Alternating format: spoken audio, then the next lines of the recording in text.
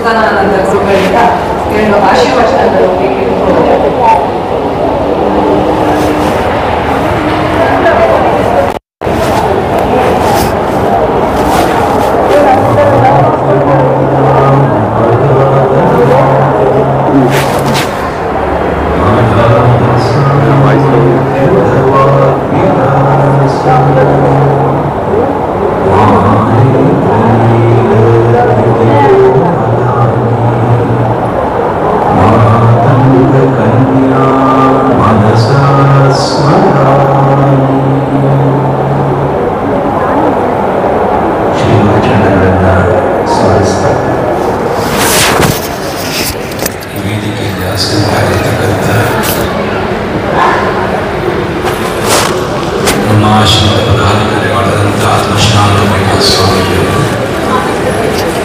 ನಾನು ಇಲ್ಲಿ ಬರಲಿಕ್ಕೆ ಮುಖ್ಯ ಕಾರಣೀಭೂತರಾದಂಥ ನರಸಿಂಹಸ್ವಾಮಿಯವರು ಹಾಗೂ ಈಗ ತಾನೇ ಬಹಳಷ್ಟು ಸುಶ್ರಾವ್ಯವಾಗಿ ಹಾಡಿದಂಥ ವಿದುಷಿ ಪಾವನಿ ಭಾರದ್ವಾಜರವರೇ,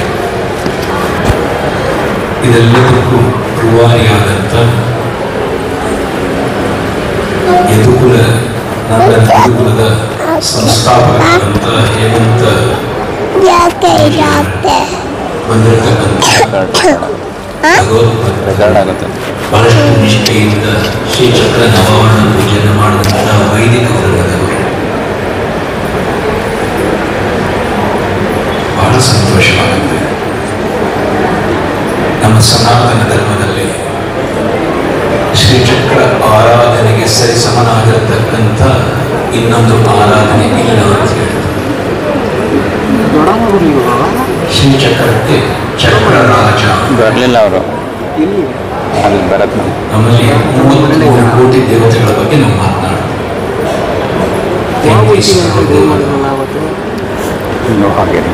ಎಲ್ಲ ದೇವತೆಗಳಿಗೂ ಕೂಡ ಒಂದು ಮಂತ್ರ, ಒಂದು ಯಂತ್ರ, ಒಂದು ತಂತ್ರ ಇದೆ. ಆ ಮಂತ್ರ, ಯಂತ್ರ ಹಾಗೂ ತಂತ್ರ ಎಲ್ಲವೂ ಹೊರಬಂದಿರತಕ್ಕಂಥದ್ದು ಈ ಶ್ರೀಚಕ್ರದಿಂದ. ಆದ್ರಿಂದನೇ ಇದಕ್ಕೆ ಯಂತ್ರ ರಾಜ ಅಂತ ಹೇಳ್ತಾರೆ. ಇದರ ಅಧಿಷ್ಠಾತ್ರ ದೇವತೆ ರಾಜರಾಜೇಶ್ವರಿ ಲಲಿತ ಮಹಾತಪಸುಂದರಿ, ಅವಳಿಗೆ ಪರಾಭಟ್ಟಾರಿಕ ಅಂತ ಹೇಳ್ತಾರೆ. ಏನು ಪರಾಭಟ್ಟಾರಿಕ ಅಂದರೆ ಅವಳಿಗಿನ್ನ ಮೀರಿ ಮತ್ತೊಂದಿಲ್ಲ. ನೀವೇನು ಲಲಿತಾ ಸಹಸ್ರನಾಮದಲ್ಲಿ ಪಂಚಭೂತ ಪಂಚಾದಿಶಾಯಿನಿ ನಮಃ ಅಂತ ಒಂದು ಹೆಸರು ಅವಳು ಕೂತಿರ್ತಕ್ಕಂಥ ಸಿಂಹಾಸನದ ಕಾಲೇನಿದೆ, ಒಬ್ಬ ಇಂದ್ರ, ಬ್ರಹ್ಮ, ವಿಷ್ಣು, ರುದ್ರ, ಸದಾಶಿವನ ಎದೆಯ ಮೇಲೆ ವಿರಾಜಮಾನನಾಗಿರತಕ್ಕಂಥವಳು. ಆದ್ರಿಂದನೇ ರಾಜರಾಜೇಶ್ವರಿ ಅವಳ ಆರಾಧನೆಯನ್ನು ಮಾಡಿದರು. ಶ್ರೀಚಕ್ರ ಆರಾಧಕರಿಗೆ ಅವರ ಮನಸ್ಸಿನಲ್ಲಿ ಏನೇ ಸಂಕಲ್ಪ ಇದ್ರೂ ಕೂಡ ಅದು ಪರಿಪೂರ್ಣಗೊಳ್ಳುತ್ತೆ. ಇತಿಹಾಸದಲ್ಲಿ ನಿತ್ಯ ನವಾವರಣ ಮಾಡ್ತಕ್ಕಂಥ ವ್ಯಕ್ತಿಗಳಿಗೆ, ಶ್ರೀಚಕ್ರ ಆರಾಧಕರಿಗೆ ಇತಿಹಾಸದಲ್ಲೇ ಇಲ್ಲ ನಾನು ಒಂದು ಸಂಕಲ್ಪ ಮಾಡಿದೆ, ಆ ಸಂಕಲ್ಪ ಪರಿಪೂರ್ಣ ಆಗಲಿಲ್ಲ ಅಂತಕ್ಕಂಥ ಇತಿಹಾಸದಲ್ಲಿ ಯತ್ರ ಯತ್ರ ಮೋಕ್ಷಃ ನ ಚ ತತ್ರ ಭೋಗಃ, ಯತ್ರ ಯತ್ರ ಭೋಗಃ ನ ಚ ತತ್ರ ಮೋಕ್ಷಃ. ಶ್ರೀ ಸುಂದರೀಂ ತತ್ಪರ ಸೇವಿತಾನಾಂ ಭೋಗಶ್ಚ ಮೋಕ್ಷಶ್ಚ ಕರಸ್ಥ ಏವ. ಎಲ್ಲಿ ವ್ಯವಹಾರಿಕ ಸತ್ಯದ ಆಸೆ ಆಕಾಂಕ್ಷೆಗಳಿದೆ ಅವಾಗ ನಾವು ಮೋಕ್ಷದ ಕಡೆ ಹೆಜ್ಜೆ ಹಾಕಲಿಕ್ಕೆ ಆಗಲ್ಲ. ಎಲ್ಲಿ ಮೋಕ್ಷದ ಕಡೆನ ಹೆಜ್ಜೆ ಹಾಕಬೇಕು ಅಂದಾಗ ವ್ಯವಹಾರಿಕ ಸತ್ಯದ ಆಸೆ ಆಕಾಂಕ್ಷೆಯನ್ನು ಬಿಡಬೇಕಾಗತ್ತೆ. ಎರಡನ್ನೂ ಕೂಡ ಈ ಜಗದಂಬೆಯ ಆರಾಧನೆಯನ್ನು ಮಾಡೋದ್ರಿಂದ ನಿಮಗೆ ವ್ಯವಹಾರಿಕ ಸತ್ಯದಲ್ಲಿ ಏನಾದರೂ ಆಸೆ ಆಕಾಂಕ್ಷೆ ಇದ್ರೆ ಅದನ್ನು ಪರಿಪೂರ್ಣಗೊಳಿಸ. ಆ ಮೋಕ್ಷ ಅಂತದನ್ನ ಕರಸ್ಥ ಏವ, ನಿಮ್ಮ ಅಂಗೈಯಲ್ಲಿ ತಂದಿಡ್ತಾಳಂತೆ ಆ ಜಗತ್ತು. ಏನು ಮೋಕ್ಷ ಅಂದ್ರೆ ನಾನು ಸತ್ತ ನಂತರ ಮೋಕ್ಷ ಅಂದ್ರೆ ಖಂಡಿತ ಇಲ್ಲ. ಈ ಕ್ಷಣ ಇಲ್ಲೇ ಇವಾಗ ನಿಮ್ಮ ಬಗ್ಗೆ ನಿಮಗೆ ಪರಿಪೂರ್ಣ ಜ್ಞಾನ ಏನಿದೆ ಅದನ್ನ ನಾವು ಮೋಕ್ಷ ಅಂತ ಹೇಳ್ತೀವಿ. ಅದನ್ನೇ ಬ್ರಹ್ಮವಿದ್ಯೆ ಅಂತ ಹೇಳಿದ್ರೆ ಬ್ರಹ್ಮಜ್ಞಾನ. ಯಾರು ಆ ವ್ಯಕ್ತಿಯ ಬಗ್ಗೆ ಪರಿಪೂರ್ಣವಾಗಿ ತನ್ನನ್ನು ತಾನು ಅರ್ಥೈಸಿಕೊಂಡಿದ್ದಾನೋ ಅವನನ್ನೇ ವೇದಾಂತದಲ್ಲಿ ಸ್ಥಿತಪ್ರಜ್ಞ ಅಂತ ಹೇಳ್ತಾರೆ. ಅವನನ್ನೇ ಬ್ರಹ್ಮಜ್ಞಾನಿ ಅಂತ ಹೇಳ್ತಾರೆ. ನೀವ್ಯಾರು ಅಂತ ನಾನು 10 ಸತಿ ಪ್ರಶ್ನೆ ಕೇಳಿ ಪ್ರತಿ ಸತಿನೂ ಬೇರೆ ಬೇರೆ ಉತ್ತರವನ್ನು ನೀವು ಕೊಡಬೇಕು ಅಂದಾಗ ಒಂದು 5 ಹೇಳ್ಬೋದು, ಇಲ್ಲ ಕೆಲವರು ಇನ್ನೊಂದು 5 ಜಾಸ್ತಿ ಹೇಳ್ಬೋದು. ಕೊನೆಗೆ ಸ್ವಾಮಿಗೆ ನನಗೆ ಟೈಮ್ ಆಗ್ತಾ ಇದೆ ಅಂತೀರ, ಎಲ್ಲ ತಲೆ ಕೆರ್ಕೋತೀರಾ.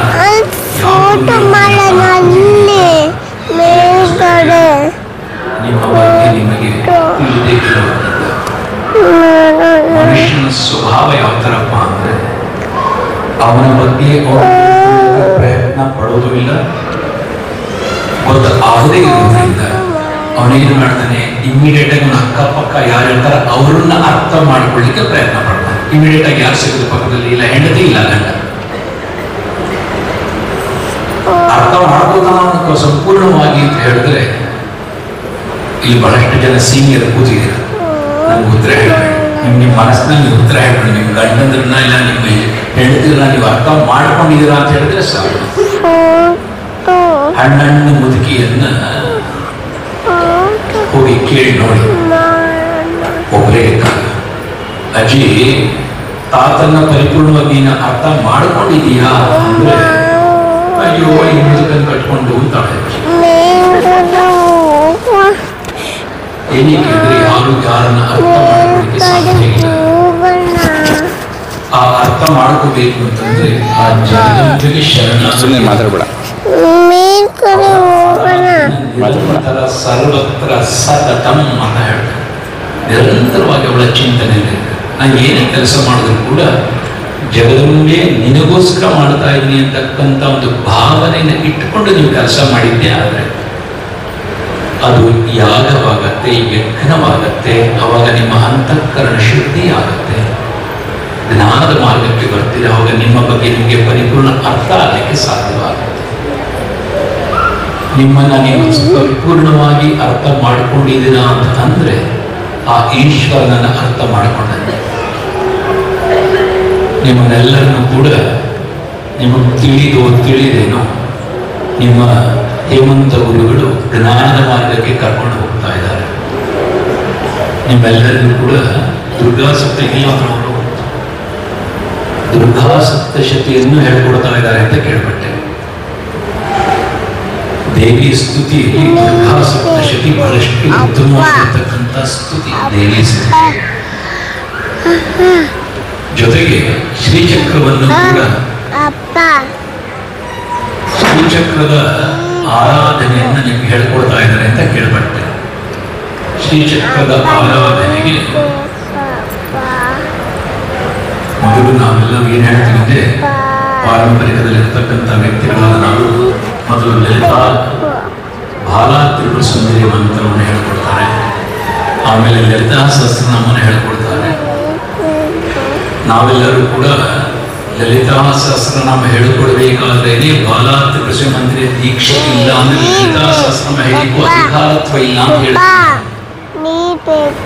ಈ ವೈದಿಕ ಒಂದು ಪದ್ಧತಿಯಲ್ಲಿ ಟ್ರೆಡಿಷನಲ್ಸ್ ಆಗಿ ಬಂದಿರತಕ್ಕಂಥವ್ರು ಆ ಮಂತ್ರ ದೀಕ್ಷೆ ಇಲ್ಲ ಅಂತಂದ್ರೆ ಲಲಿತಾ ಸಹಸ್ರನಾಮ ಪಾರಾಯಣ ಮಾಡಲಿಕ್ಕೆ ಅಧಿಕಾರತ್ವ ಇಲ್ಲ. ಜೊತೆಗೆ ಮಂತ್ರ ದೀಕ್ಷೆಯನ್ನು ಯಾವ ರೀತಿ ಕೊಡೋದು, ಶಾಸ್ತ್ರ ಒಂದು ವಿಧಿಯನ್ನು ಹೇಳುತ್ತೆ. ನೀನೇನು ಮಂತ್ರವನ್ನು ಹೇಳ್ತೀಯ ಅದು 4 ಕರ್ಣಗಳು, ಅಂದ್ರೆ ನೀನು ಹೇಳತಕ್ಕಂಥ ಗುರುವಿನ 2 ಕಿವಿ, ಕೇಳಿಸ್ಕೊಳ್ತಾ ಇರತಕ್ಕಂಥ ಶಿಷ್ಯನ 2 ಕಿವಿ, ಆ 4 ಕಿವಿಯನ್ನು ದಾಟಿ ಆ ಶಬ್ದ ಹೊರಗಡೆ ಹೋಗಬಾರದು ಅಂತ ಹೇಳಿ ಇದು ವಿಧಿವಿಧಾನ. ಇವತ್ತಿನ ದಿನದಲ್ಲ ಮಂತ್ರ ದೀಕ್ಷೆಯನ್ನು ಕೊಡ್ತಕ್ಕಂಥದ್ದು ಬಹಳಷ್ಟು ಜನ ಇದ್ದಾರೆ. ಆದರೆ ಅದಕ್ಕೆ ನಾವು ನಮ್ಮಲ್ಲಿ ಮಾನ್ಯತೆ ನಾವು ಕೊಡೋಲ್ಲ. ಈ ಮಂತ್ರ ದೀಕ್ಷೆಯಿಂದ ಏನಾಗತ್ತೆ ಅಂದ್ರೆ ಗುರು ಏನು ಶಿಷ್ಯನ ಒಂದು ಕಿವಿಯಲ್ಲಿ ಶ್ರವಣದಿಂದ ಏನೊಂದು ಉಚ್ಚಾರಣೆಯನ್ನು ಮಾಡ್ತಾನೆ ಅದನ್ನು ನಾವು ಶಕ್ತಿಪಾತ ಅಂತ ಕೂಡ ಹೇಳ್ತೇವೆ. ಆ ಗುರು ಅವನ ಗುರುವಿಂದ ಆ ಸ್ರೋತ ಏನು ಹರಗೊಂಡು ಬರ್ತಾ ಇದೆ, ಆ ಜ್ಞಾನದಲ್ಲಿ ಏನು ಹರಗೊಂಡು ಬರ್ತಾ ಇದೆ, ಆ ಶಿಷ್ಯನಲ್ಲೂ ಕೂಡ ಅದು ಹರಿಲಿಕ್ಕೆ ಶುರುವಾಗುತ್ತೆ. ಅದು ಎದುರುಗಡೆ ಕೂತ್ಕೊಂಡು ಹೇಳಿಕೊಟ್ಟಾಗ ಮಾತ್ರ. ಬಂದಾಗ ನನಗೆ ಪಾಪ ನನ್ನನ್ನು ಕೇಳ್ಕೊಂಡ್ರು ಇವರು ಹೇಮಂತ ಗುರುಗಳು, ಇವರು ನಿಮಗೆಲ್ಲರಿಗೂ ಕೂಡ ಮಂತ್ರ ದೀಕ್ಷೆಯನ್ನು ಕೊಡಿ ಅಂತ. ಆದರೆ ಅದು ನಮ್ಮ ಪರಂಪರೆಯ ಪದ್ಧತಿಯ ವಿರುದ್ಧ ನಾನು ಮೈಕಲ್ಲೆಲ್ಲ ಹೇಳಕ್ಕೆ ಸಾಧ್ಯ ಇಲ್ಲ. ಆದರೆ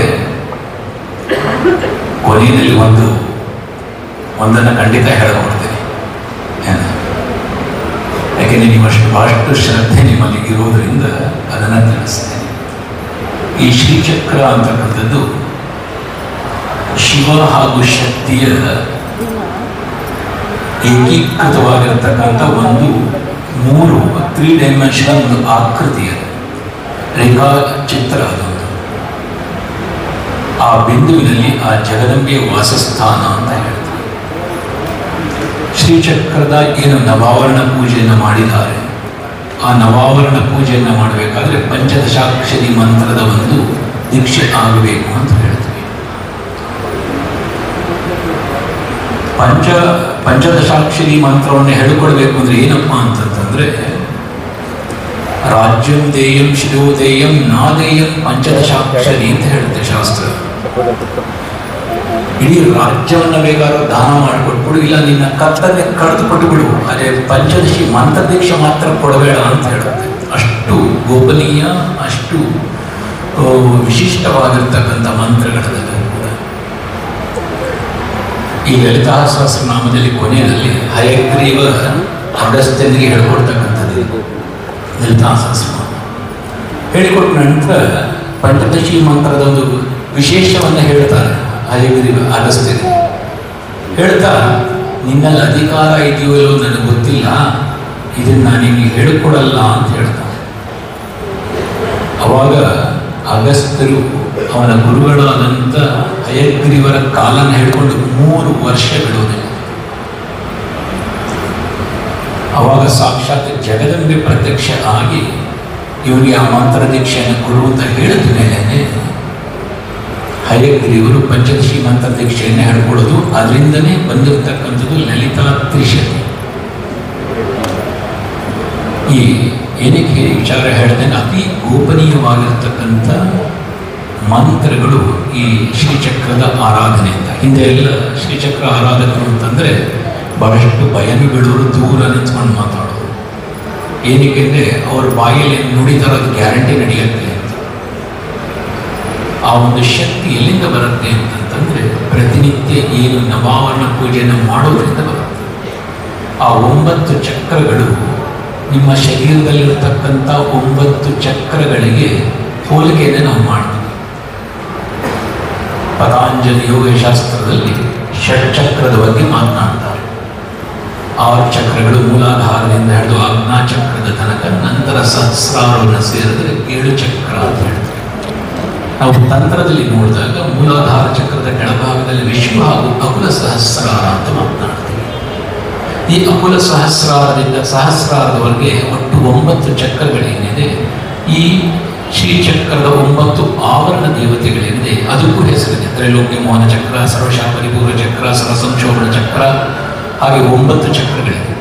ಅದು ನಮ್ಮ ಶರೀರಕ್ಕೆ ಬಹಳ ನಿಕಟವಾಗಿರತಕ್ಕಂಥ ಸಂಬಂಧವನ್ನು ಹೊಂದಿರತಕ್ಕಂಥ.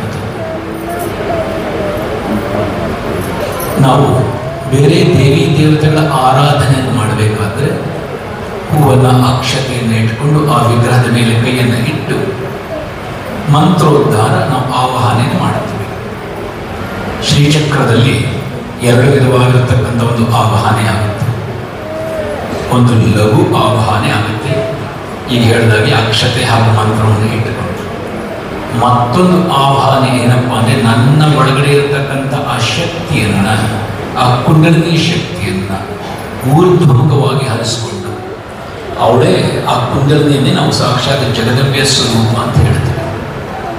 ಅವಳನ್ನು ಸಹಸ್ರಾರಕ್ಕೆ ಕರ್ಕೊಂಡು ಬಂದು ಸಹಸ್ರಾರದಲ್ಲಿ ಸಾಕ್ಷಾತ್ ಈಶ್ವರನ ವಾಸಸ್ಥಾನ, ಅವರಿಬ್ಬರನ್ನು ಏಕೀಕೃತಗೊಳಿಸಿಕೊಂಡು ನಾಸಿಕಾಗ್ರವಾಗಿ ಒಂದು ಹೂವಿನ ಮೇಲೆ ಉಸಿರನ್ನು ಬಿಟ್ಟು ಆ ಉಸಿರನ್ನು ಶ್ರೀಚಕ್ರದ ಮೇಲೆ ಇಟ್ಟುಕೊಂಡು ಆವಾಹನೆ ಮಾಡ್ತೀವಿ. ನನ್ನಲ್ಲಿ ಆ ಶಕ್ತಿ ಬರಬೇಕು ಅಂತಂದರೆ, ಬಹುಶಃ ನೀವೆಲ್ಲ ನೋಡಿರ್ತಾರೆ, ಪುರೋಹಿತರು ಇವತ್ತಿನ ದಿನ ಮಾಡಬೇಕಾದ್ರೆ ನ್ಯಾಸವನ್ನು ಮಾಡಿರ್ತಾರೆ. ಈ ಶ್ರೀಚಕ್ರದಲ್ಲಿ ಬಹಳಷ್ಟು ನ್ಯಾಸಗಳಿದೆ. ಅದು ನ್ಯಾಸಕ್ಕೆ 1 ಗಂಟೆಗಳ ಕಾಲ ಬೇಕಾಗುತ್ತೆ. ಅಲ್ಲಿ ಷೋಡಶನ್ಯಾಸ, ಮಹಾಷೋಡಶನ್ಯಾಸ ಬರುತ್ತೆ, ಆಮೇಲೆ ಶ್ರೀಚಕ್ರ ನ್ಯಾಸ ಬರುತ್ತೆ, ಬಹಳಷ್ಟು ನ್ಯಾಸಗಳಿದೆ. ಅದರ ಅಂತರ್ಗತವಾಗಿ ಬಹಳಷ್ಟು ನ್ಯಾಸಗಳಿದೆ. ಏನು ನ್ಯಾಸ ಅಂದ್ರೆ ಏನಪ್ಪ ಅಂತಂತಂದ್ರೆ, ನನ್ನ ಶರೀರದಲ್ಲಿ ಆ ಅಂಗಾಂಗಗಳಲ್ಲಿ ಎಲ್ಲ ಮುಕ್ಕೋಟಿ ದೇವತೆಗಳನ್ನು ಆಹ್ವಾನ ನಾನು ಮಾಡ್ಕೋತೀನಿ. ಫಸ್ಟ್ ನಾನು ಸಾಕ್ಷಾತ್ ಜಗದಂಬೆ ಸ್ವರೂಪನಾಗಬೇಕು, ಇಲ್ಲ ಶಿವ ಸ್ವರೂಪನಾಗಬೇಕು. ಶ್ರೀಚಕ್ರ ಆರಾಧನೆ ಮಾಡಲಿಕ್ಕೆ 3 ಜನ, ಇಬ್ಬರಿಗೆ ಅಧಿಕಾರ. ಒಂದು ಸಾಕ್ಷಾತ್ ಈಶ್ವರ ಬಿಟ್ಟರೆ ಗುರುವಿಗೆ ಆ ಶ್ರೀಚಕ್ರದಲ್ಲಿ ಸಂಚಾರ ಮಾಡ್ತಕ್ಕಂಥ ಅಧಿಕಾರ ಇರ್ತಕ್ಕಂಥದ್ದು, ಇಲ್ಲ ಜಗದಂಬೆ. ಇಲ್ಲ ನಾನು ಸಾಕ್ಷಾತ್ ಈಶ್ವರನಾಗಬೇಕು, ಇಲ್ಲ ಸಾಕ್ಷಾತ್ ನಾನು ಜಗದಂಬೆ ಆಗಬೇಕು. ಈ ಒಂದು ಶರೀರದಿಂದ, ಮಜ್ಜ ಮಾಂಸಾದಿಗಳಿಂದ ಕೂಡಿರ್ತಕ್ಕಂಥ ಶರೀರದಿಂದ ನಾವು ಶ್ರೀಚಕ್ರ ಆರಾಧನೆ ಮಾಡಲಿಕ್ಕೆ ಅರ್ಹತೆ ಬರೋದಿಲ್ಲ. ಅದಕ್ಕೆ ನಾವೇನು ಮಾಡ್ತೀವಿ? ಮಂತ್ರೋದ್ಧಾರ, ಈ ಒಂದು ಶರೀರವನ್ನು ಭಸ್ಮ ಮಾಡಿ, ಮತ್ತೆ ಆ ಭಸ್ಮಕ್ಕೆ ಅಮೃತವನ್ನು ಸೇರಿಸಿ, ಸಹಸ್ರಾರದಲ್ಲಿ ಸುಧಾ ಸಾರಾಭಿ ವರ್ಷಿಣಿ ಅಂತ ಲಲಿತಾ ಸಹಸ್ರಾಮದ ಹೇಳ್ತೇವೆ. ಸುಧೆ ಅಮೃತೆಯ ಅಧಿಷ್ಠಾತ್ರ ದೇವತೆ. ಆ ಅಮೃತದಿಂದ ಅದನ್ನು ಕಲಸಿ ನನ್ನ ಶರೀರವನ್ನು ಮತ್ತೆ ಕಟ್ಟಿಕೊಂಡು ಒಂದು ಸ್ಥಪತಿಯಾಗಿ ಕೆಲಸ ಮಾಡಿ, ಒಂದು ಶರೀರ ಸ್ಥಾಪನೆ ಮಾಡಿ, ಮೊದಲು ನನ್ನ ಪ್ರಾಣ ಪ್ರತಿಷ್ಠಾಪನೆ ಆಗುತ್ತೆ. ನನ್ನ ಪ್ರಾಣ ಪ್ರತಿಷ್ಠಾಪನೆ ಆಗಿ ನಂತರದಲ್ಲಿ ಶರೀರದಲ್ಲಿ ಎಲ್ಲ ದೇವಿ ದೇವತೆಗಳನ್ನು ಆಹ್ವಾನೆಯನ್ನು ಮಾಡಿಕೊಂಡು, ನಕ್ಷತ್ರಗಳಿಂದ, ರಾಶಿಗಳಿಂದ, ಭುವನಗಳಿಂದ 14 ಭುವನಗಳು ಅದನ್ನು ಆಹ್ವಾನೆ ಮಾಡಬೇಕು. ಅದನ್ನೆಲ್ಲ ಆಹ್ವಾನೆ ಮಾಡಿ ನಂತರ ಕುಂಡಲಿನಿ ಶಕ್ತಿಯನ್ನು ಊರ್ಧ್ವಮುಖವಾಗಿ ಹರಿಸ್ತಾ ಶಿವನ ಜೊಡನೆ ತೆಗೆದುಕೊಂಡು ಬಂದು ಆ ಶ್ರೀಚಕ್ರಕ್ಕೆ ಪ್ರಾಣ ಪ್ರತಿಷ್ಠಾಪನೆಯನ್ನು ಮಾಡಿ ನಂತರ ಆವರಣ ಪೂಜೆ ಮಾಡತಕ್ಕಂಥ ಇದು ವಿಧಿವಿಧಾನ. ಅಂಥ ಒಂದು ಉತ್ತಮವಾಗಿರ್ತಕ್ಕಂಥ, ಉತ್ಕೃಷ್ಟವಾಗಿರತಕ್ಕಂಥ ಒಂದು ವಿದ್ಯೆಯನ್ನು ಆನ್ಲೈನಲ್ಲಿ ಹೇಳ್ಕೊಡೋದಕ್ಕೆ ಒಂದು ಪ್ರಯತ್ನವನ್ನು ಇವರು ಮಾಡ್ತಾ ಇದ್ದಾರೆ. ಓಂ ತುಂ ದುರ್ಗಾಯೈ ನಮಃ.